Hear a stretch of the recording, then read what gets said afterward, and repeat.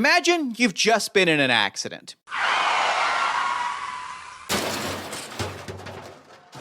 No one is hurt, thankfully, but your car is totaled and you're going to have to file an insurance claim to get it replaced.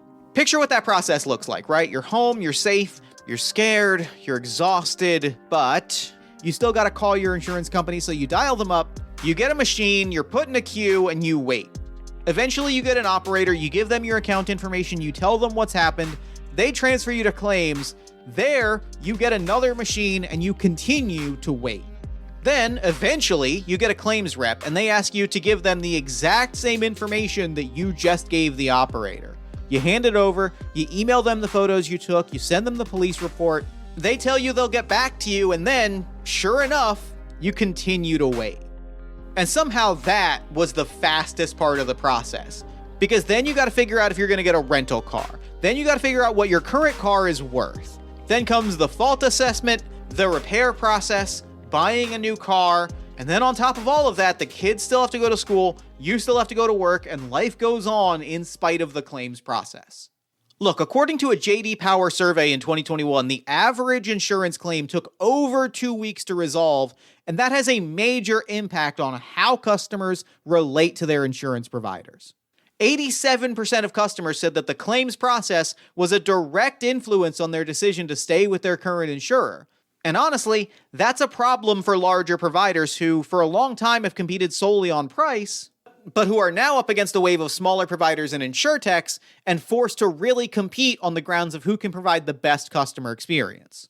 Simply put, if larger providers want to stay dominant, they have to provide a better claims process for customers. And that is where digital tools can make a world of difference.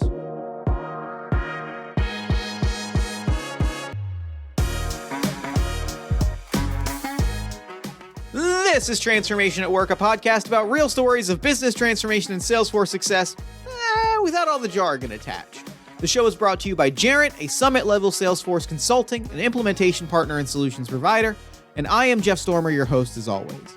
In this episode, we're looking at the claims process for insurers and examining how digital tools can create a more personalized experience that benefits both provider and customer alike. Our guest is Pat Murphy, former Director of Program Management at Erie Insurance. Pat has been in the insurance industry for 26 years, with 24 of that being specifically claims related, and that's on top of 13 years of accounting and financial experience before that. As Director of Program Management for Erie Insurance's claims division, Pat led multiple implementation projects, in his words, of small, medium, large, and one extra large size. And that last project, the extra large one, Pat was quick to note was a 46-month implementation that his team brought in ahead of schedule and with more features than they scoped out. Honestly, I couldn't picture a better person to talk about the claims process with. We begin our conversation looking at some of the issues larger insurers have faced in the last few years and exactly how smaller insurers and insurtechs have changed the game when it comes to customer experience. First of all, the smaller insurers, they've improved the speed and ease of applying for a new policy, which in turn has lowered the barrier to switching from one company to another. And that, in essence, puts increasing competitive pressure on some of these larger insurers in that space. One of the reasons why I believe that is true is that many of the small insurers are able to quickly integrate insurtech offerings, have a more modern claim system and infrastructure that their technology stack is sitting on. And what happens with large insurers is they have what I like to refer to as a spaghetti bowl of outdated legacy systems, data stores that they have to sort through at the larger carriers. So it complicates, it extends timelines and becomes just more complex for larger insurers to do things as quickly as their smaller counterparts. And then lastly, I like to think about anything with respect to process. I look at people, the process itself, and technology. And I think those investment decisions have become much more difficult to prioritize for larger carriers. And that's because they're always playing catch up to a small competitor who is doing something innovative or more unique or more satisfying customer experiences. They're doing catch up instead of reimagining their claims operations out 3 or 5 or even 10 years and having a well planned yet flexible approach to getting where they need to be. And to your point, when we talk about larger providers in any industry, you kind of run into that big boat turns slowly problem, right? Because they've got this, like you put it, this big bowl of spaghetti in front of them. It takes real time to make those changes happen, get them approved and implemented. And when you're dealing with smaller competitors, they can make 3, 4, 5 changes in that same amount of time. And that's never really a great place to operate from. Would you agree with that? Definitely, yeah. It's kind of, again, if you're always trying to catch up, your competitors are determining what you're going to do next, not you. And that's not the position that you want to be in. You, I think, want to have that longer term view and be able to, even if you might not do the things as quickly, an investment up front to get to where you really want to be is worth the time. While smaller insurers and insurtechs do have an advantage when it comes to rapidly deploying change and delivering innovative offerings quickly, it is worth noting that larger insurers have a number of strategic advantages, as Pat lays out here, that when paired with the right digital technology can allow them to offer a customer experience that smaller competitors simply cannot hope to match. Let's hear from Pat on what a few of those advantages are and how insurers can utilize digital tools to make the most out of them. My perspective, I guess, starts with the idea that larger carriers really have many competitive advantages that they need to take advantage of. For example, established distribution channels, mountains of data going back years and years, experienced employees, and goodwill, assuming they were competing on service in addition to price in the past. So I think there's many tools and techniques for creating a more personalized auto experience in the claim space, for example, but not limited to auto. We could look at others. These would include such tools as SWOT analysis, journey mapping, focus groups, etc. And what we want to do is use a technique or a combination of techniques that lets everyone get grounded on the claims business model in place and the potential areas for opportunity. So digging a little deeper, can you provide some specific examples of how insurers can leverage digital tools to take those advantages, right? Those relationships, those mountains of data, and create the kind of really personalized customer experience that stands out against the competition? How can a company take advantage of the digitalized claim and personalized automated service would be the collection, the storage, and the surfacing of data to claim representatives at the right time. This can be a tremendous asset to larger carriers, again, because they have so much data and knowledge of their customers and their processes. Having a CRM with robust data that can be presented to employees and customers in a thoughtful manner allows for personalized, streamlined, and accurate data capture, as well as improved cycle time, among other things.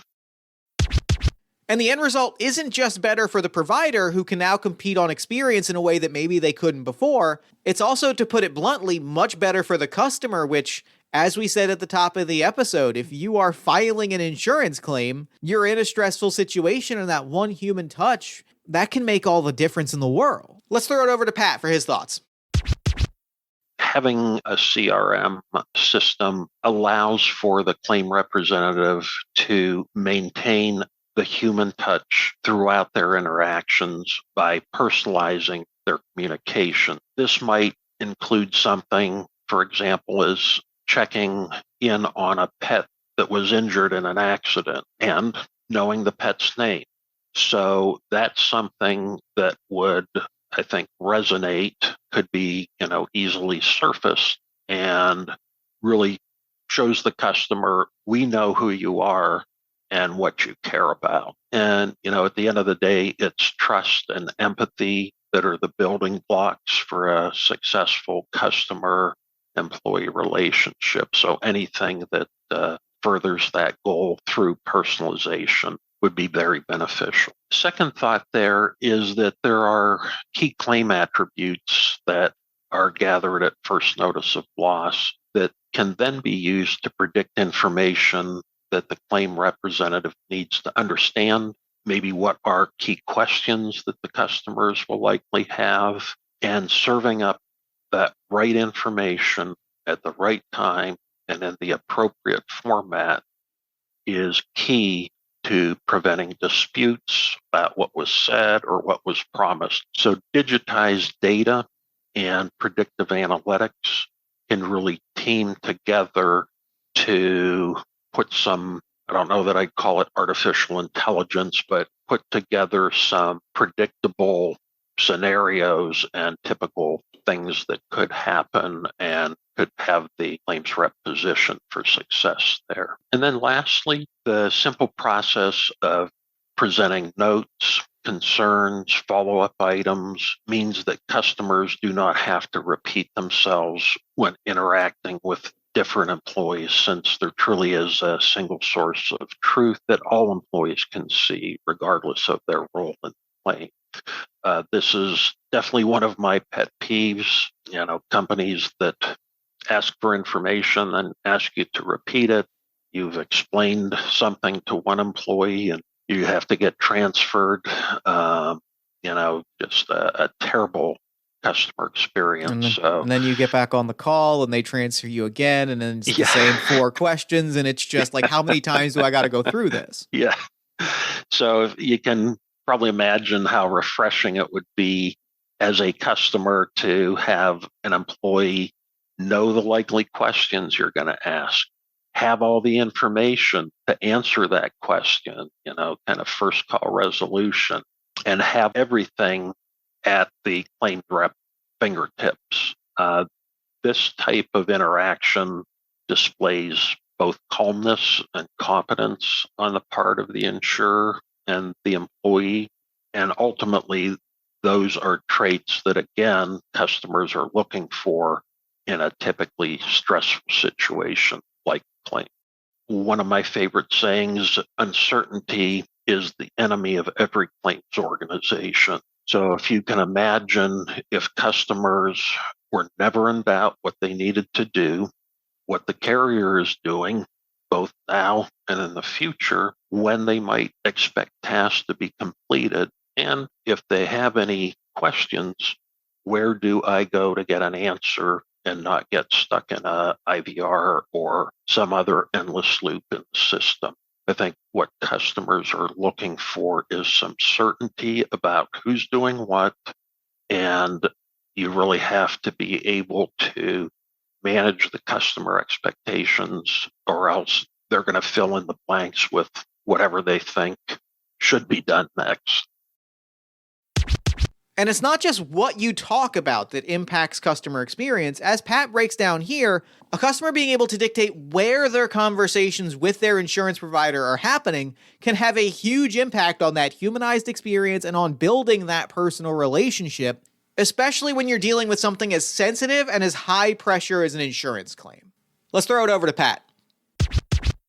This is probably not going to come as a surprise or a revelation to anyone, but I think in the past, carriers in general have not been good at providing customers with communication choices, or if they have choices and they need to move out of one channel and want to come back into another, it hasn't been either something that can be accomplished or it's very difficult to.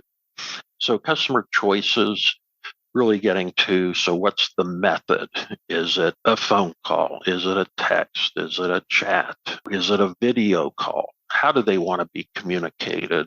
What is that methodology? The frequency. So, that depends on the type of the claim, but certainly there are key events that would want to be known by the insured. And then the timing. So, for example, if they did want a phone call, for example, what would be the best day of the week? What's the best time of day? Those types of things. And one other thing is really the language. So I think there are a lot of opportunities for companies to explore rather than trying to get an interpreter on the line every time to perhaps do something more seamless for non-English speaking customers. Secondly, I have always advocated for push rather than pull communication. So, like to push key information and reminders rather than putting the onus on customers to check into, for example, a customer portal for updates. Thirdly, is maintaining consistency throughout the claims life cycle, unless there are some legal requirements or some types of events might be inappropriate for digital channel communication, such as maybe an unfavorable liability decision or a coverage denial. So if a customer files a digital F&OL and then the rest of the claim is handled by phone, that to me is a disappointing experience.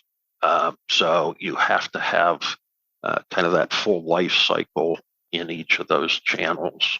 And, hearing you say all of that, the through line is really, it's using digital technology to meet the customer where they are. And that's a cornerstone of building a strong relationship in any industry. But in insurance in particular, having been on the customer side of the equation several times, like any time that someone can meet me as the customer where I am and I don't have to chase someone down, like, especially when I'm dealing with something as stressful as an insurance claim and I'm kind of trying to get back to my normal life, like that's not a gesture I'm going to forget. Would you agree with that?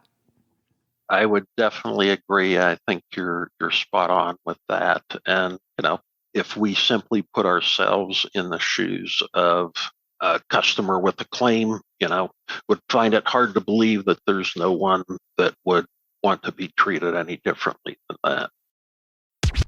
But beyond the added benefit for the customer and the potential for strengthening relationships, there's also a very real tangible benefit that having digital tools in play offers to larger insurers, and that is that better communications lead to agents getting the information they need faster, which leads to more efficient, quicker claims, and that efficiency gain offers a lot of opportunities that, as Pat breaks down here, can translate to a better, more effective team on the whole. Let's hear what Pat has to say. The way that I look at this is that reducing and preferably, if possible, removing administrative tasks allows the customer to be the focus of the claim rather than the process, which I think we can all agree is a great outcome. But to do that, customers have to, in my view, intentionally build customer relationship building into their claims process. So if automation simply frees up capacity and that capacity is used just to handle more claims, you've increased efficiency, but likely have not improved customer relationships significantly, if at all. I think that a portion of that freed up capacity should be invested in customer relationships. Another way to accomplish that is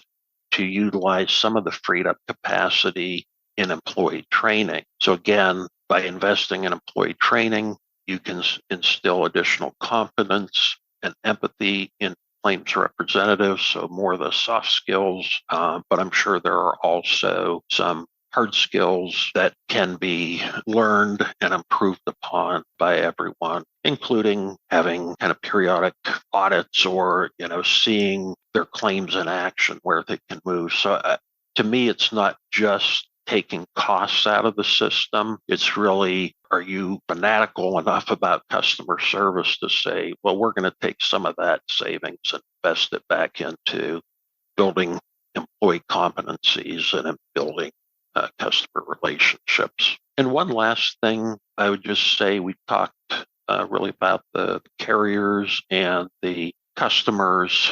If you're working through an independent agent model, those agents will sometimes become involved in a claim, not in a decision, but perhaps in a communication. And so you also want to make sure that they're positioned for success in any conversations with their policyholders.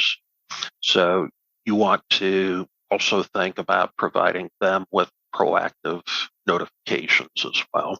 So we've talked a lot about what these digital tools can offer insurers, right? And I also really want to talk about the how. So I want to get your perspective. What do you see as the role of a technology partner in helping insurers leverage these digital tools, build those relationships, and really reap all of the benefits that we've been talking about so far in terms of efficiencies and relationships and competitive advantages? Where do you see a qualified technology partner fitting into that process? I would say that the first role of a technology partner is to really understand the company they are assisting. At its core, what is the mission, the vision, the values that we want to bake into processes? How has the company been performing? Does the company know what success looks like to them? Once that's determined, the partner can do a deeper dive into the current technology stack so they fully understand the environment that they are working with today. Third, they need to understand the claims business model and the processes intertwined in that.